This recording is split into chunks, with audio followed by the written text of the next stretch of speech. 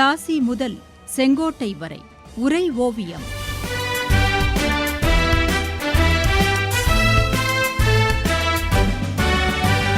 சும்மாவா வந்தது சுதந்திரம் என்பது, சும்மாவா வந்தது. திரோட் சிங்குடன் ஒப்பந்தம் போட்டு சாலை அமைக்கும் பணியில் ஈடுபட்ட ஆங்கிலேயர்களின் நயவஞ்சகத்தை அவன் புரிந்து கொண்டான் என்று சொன்னீர்கள். அப்படி என்ன நடந்தது தாயே? என்ன நடந்தது? வழக்கம் போல சண்டைதான், கிளர்ச்சிதான். அசாம் பகுதிக்கு செல்லும் துவார்களின் மீது உரிமை கோரி ராணியின் ஆட்சியாளன் பல்ராம் சிங் ஒரு சிறு படையுடன் சென்றான். அவனை ஆங்கிலேயர்கள் ஆதரிப்பார்கள் என்று நம்பினான். ஆனால் அவனது வழியை தடுத்து அவனை எதிர்த்தார்கள் பிரிட்டிஷ் சிப்பாய்கள். அப்போதுதான் அசாமில் ஆங்கிலேயர்கள் தங்கள் படைகளை வலுப்படுத்தி வருகிறார்கள் என்ற தகவல் திரோட் சிங்குக்கு தெரிந்தது. திடீரென விழித்து கொண்டான் அவன். உடனே தர்பாரை கூட்டினான்.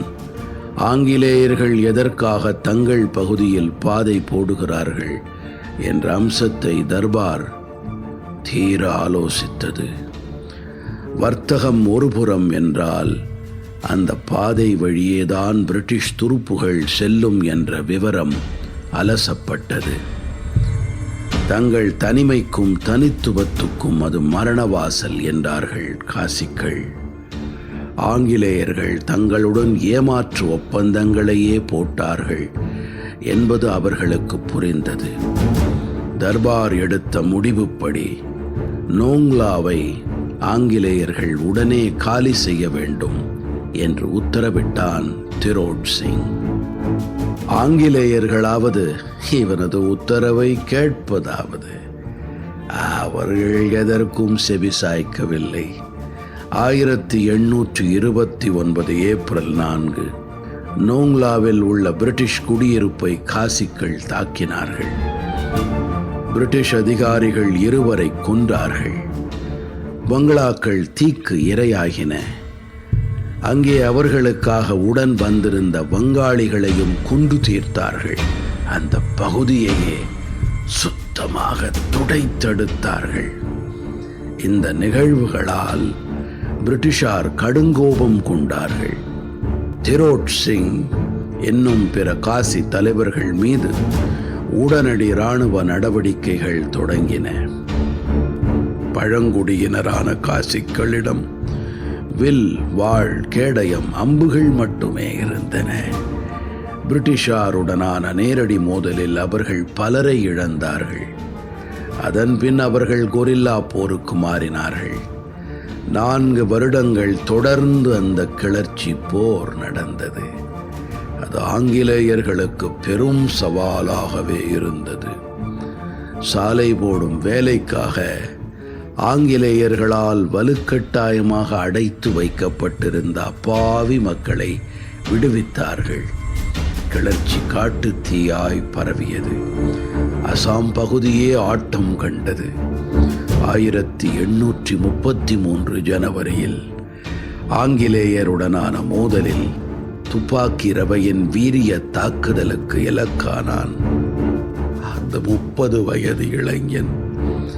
ஆனாலும் அங்கிருந்து தப்பி மலைக்குகையில் ஒளிந்து கொண்டான்.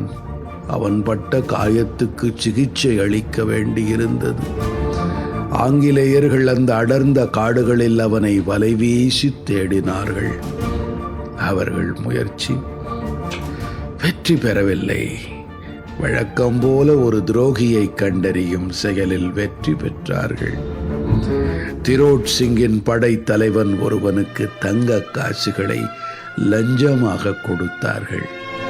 அவன் திரோட் சிங்கின் இடத்தை காட்டிக் கொடுத்தான். திரோட் சிங்கை சுற்றி வளைத்து பிடித்த ஆங்கிலேயர்கள் அவனை டாக்காவுக்கு நாடு கடத்தினார்கள்.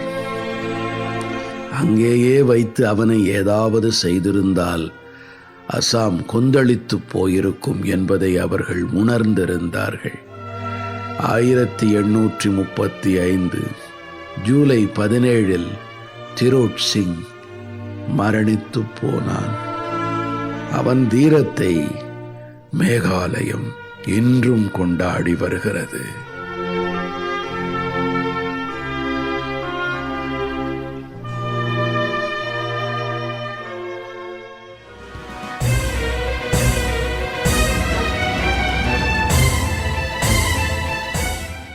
பிளாசி முதல் செங்கோட்டை வரை உரை ஓவியம் கேட்டீர்கள்.